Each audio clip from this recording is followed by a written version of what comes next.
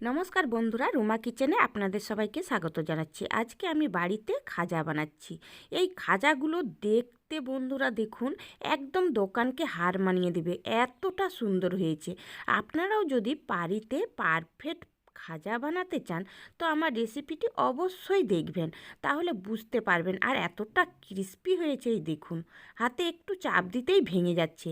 ওপরটা ভেতরটা পুরোটাই ক্রিস্পি, আর এতটা সুন্দর দেখুন বন্ধুরা লেয়ার হয়েছে। তো আপনারা অবশ্যই আমার রেসিপিটি দেখুন আর বাড়িতে বানিয়ে ফেলুন। তো খাজা বানানোর জন্য প্রথমে আমি একটা পিতলের কাঁচি নিয়ে নিয়েছি, এর মধ্যে আধা কিলো ময়দা নিয়ে নিচ্ছি। এই ময়দার মধ্যে অল্প একটু লবণ দিয়ে দিচ্ছি আর 1 টিস্পুন ঘি দিয়ে দিচ্ছি।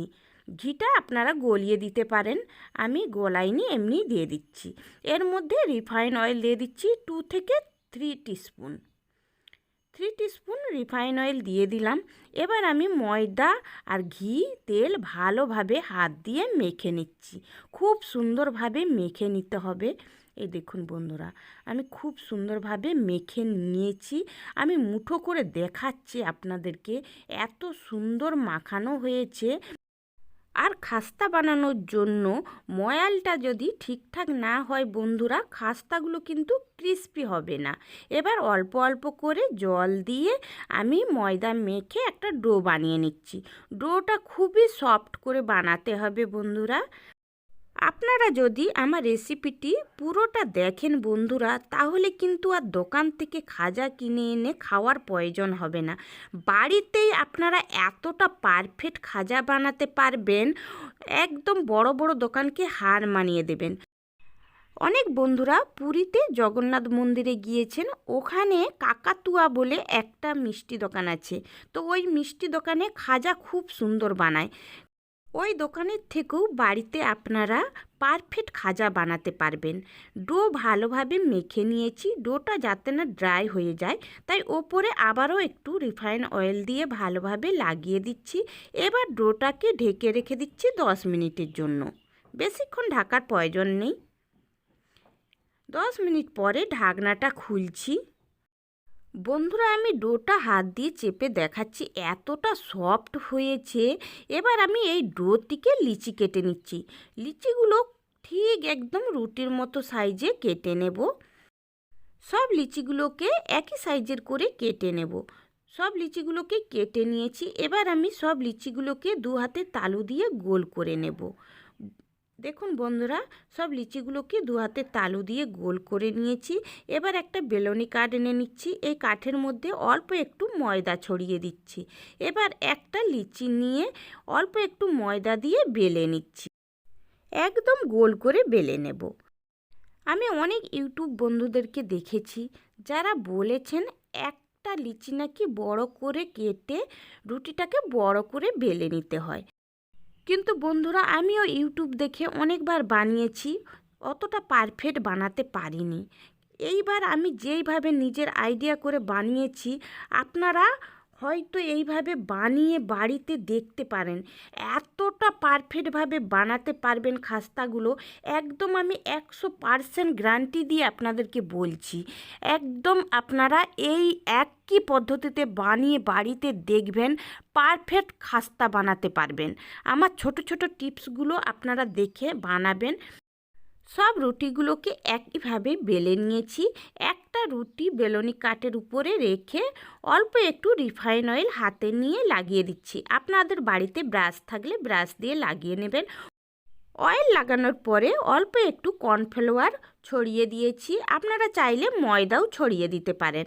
আবারও এই কর্নফ্লাওয়ারের উপরে একটা রুটি রেখে দিয়ে রিফাইন অয়েল দিয়ে দিচ্ছি। এই রিফাইন অয়েলের উপরে আবারও কর্নফ্লাওয়ার দিয়ে দেবো। একইভাবে আমি 8 থেকে 9টা রুটি একের পর একটা বসিয়ে দেব। বন্ধুরা, আমি রুটিগুলো কিন্তু কেমনভাবে বেলেছি আপনাদেরকে দেখিয়েছি। খুব পাতলাও বেলিনি, খুব মোটাও বেলিনি, একদম মিডিয়ামভাবে রুটিগুলোকে বেলে নিয়েছি। সব রুটিগুলোকে একটার পর একটা বসিয়ে দিয়েছি। ওপরেও আবারও একটু রিফাইন অয়েল লাগিয়ে কর্নফ্লাওয়ার ছড়িয়ে দিচ্ছি। এবার রুটিগুলোকে গোল করে মুড়ে নিচ্ছি। একদম গোল করে রিংয়ের মতো করে মুড়ে নিচ্ছি। একটু টাইট করে মুড়ে নিলেই হবে। এই দেখুন বন্ধুরা, আমি একদম টাইট করে মুড়ে নিয়েছি রুটিটাকে। হাত দিয়ে একটু চেপে দিচ্ছি যাতে সাইডগুলো খুলে না যায়। একটা ছুরি নিয়ে নিচ্ছি, এবার ছুরিয়ে করে রুটিটাকে কেটে নেব। প্রথমে সাইডটা কেটে দিচ্ছি, এবার ছোট ছোট করে গোল গোল করে কেটে নেব। বন্ধুরা, আপনাদের বাড়িতে যদি ধারালো ছুরি থাকে তাকে দিয়েই কাটবেন। আমি যে ছুরিটাতে কাটছি এই ছুরিটাতে কিন্তু ধার নেই খুব একটা, তাও আমি কেটে নিচ্ছি বন্ধুরা একটু ভালোভাবেই। পুরো রুটিটাকে কেটে নিয়েছি বন্ধুরা, এই দেখুন। এবার আমি একটা থালাতে রেখে দিচ্ছি, এই দেখুন পুরো থালাতে রেখে দিয়েছি। আর লেয়ারগুলো কত সুন্দর বোঝা যাচ্ছে, এই দেখুন বন্ধুরা। এবার আমি একটা নিয়ে নিচ্ছি, নিয়ে বেলে নেব। হাত দিয়ে একটু চেপে অল্প একটু ময়দা ছড়িয়ে দিচ্ছি, এবার বেলে নেব। অনেক বন্ধুরা বলেন যে বেশি করে চাপা চলবে না, বেলনি কাঠ চাপ দিয়ে জেকে বেলা চলবে না। একদম মিথ্যে কথা বন্ধুরা, আপনারা একদম পাতলা করে বেলে নেবেন। এই দেখুন বন্ধুরা, আমি কত সুন্দর চেপে বেলে নিয়েছি।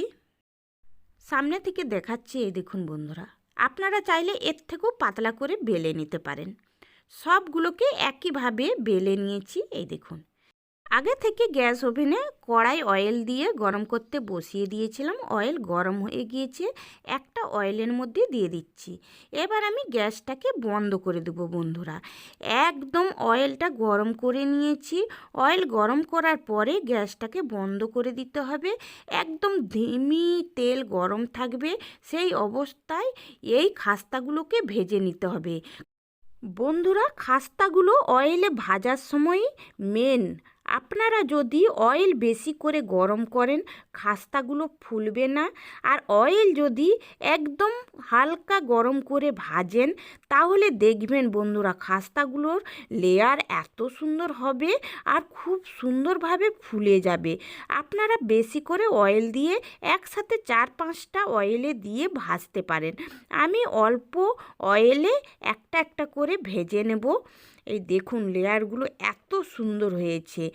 আপনারা যখন তেল গরম বেশি থাকবে এই খাস্তাগুলো ভাজতে যাবেন তাহলে কিন্তু লেয়ারগুলো বোঝা যাবে না। আমি অয়েল একদম হালকাভাবে গরম আছে এই অবস্থায় খাস্তাগুলোকে ভেজে নিচ্ছি। তাহলে অয়েলে দেওয়ার সাথে সাথে এই খাস্তার মধ্যে যে লেয়ারগুলো আপনি আপ খুলে যাবে আর খাস্তাগুলো এত সুন্দরভাবে ভাজা হয়ে যাবে, ক্রিস্পিও হবে ওপরটা, খেতে দেখতে খুবই সুন্দর লাগবে।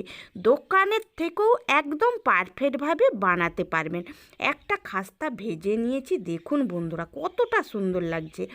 একইভাবে আমি আবারও খাস্তা ভেজে নেব।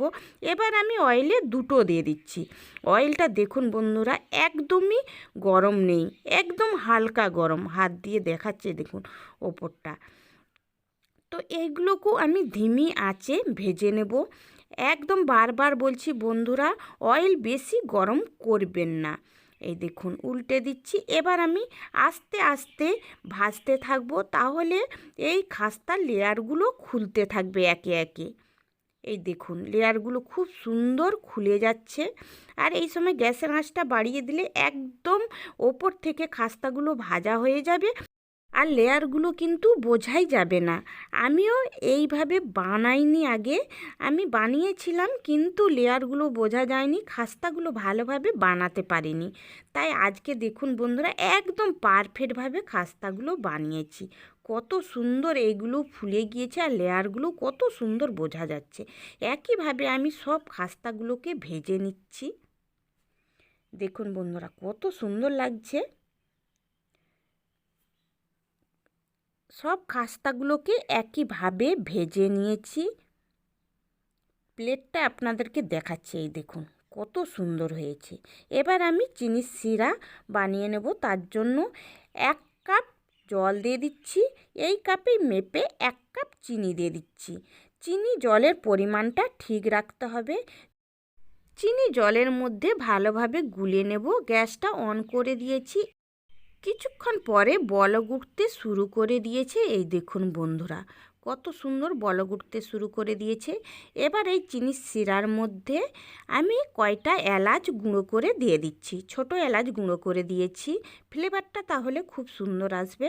আর একটু লেবুর রস নিগড়ে দিয়ে দিচ্ছি, তাহলে চিনির শিরাটা তৈরি হওয়ার সাথে সাথেই জমে যাবে না। এবার আমি প্রায় 5 থেকে 6 মিনিট জাল করে নিচ্ছি। কিছুক্ষণ জাল করার পরে বন্ধুরা এত সুন্দর ফেনা ফেনা হয়ে গিয়েছে চিনির শিরাটা। এই দেখুন রেডি হয়ে গিয়েছে চিনির শিরাটা। এই অবস্থায় গ্যাসটা অফ করে দিচ্ছি। কিছুক্ষণ রেখে চিনির শিরাটাকে ঠান্ডা করে নেব, কিন্তু এই অবস্থায় অনবরত নাড়তে থাকবো বন্ধুরা।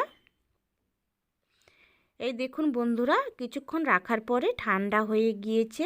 আমি হাত দিয়ে দেখাচ্ছি, চিনির শিরাটা একদম তারের মতো হয়ে গিয়েছে। এই দেখুন।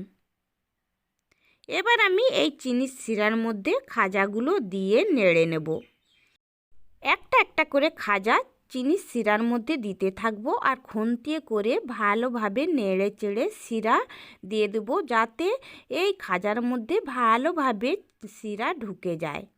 এই দেখুন বন্ধুরা, আবারও একটা দিয়ে দিচ্ছি। একইভাবে চিনির শিরাগুলো খুন্তিয়ে করে নিয়ে এই খাজার ওপরে দিয়ে দেব। সব খাজাগুলোকে একইভাবেই চিনির শিরার মধ্যে দিয়ে ভালোভাবে চিনির শিরা লাগিয়ে দেব।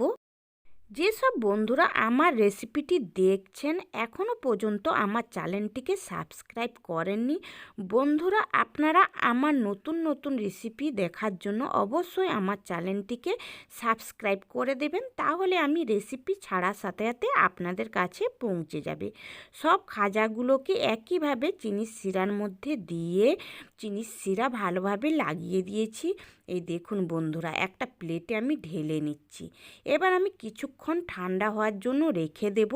রেখে দেওয়ার পরে বন্ধুরা দেখবেন একদম দোকানের মতো চিনি ওপরটা সাদা হয়ে জমে যাবে আর একদম বাইরটা ক্রিস্পি, ভেতরটা রসে ভরা, এতটাই সুন্দর বন্ধুরা দেখতে, খেতে।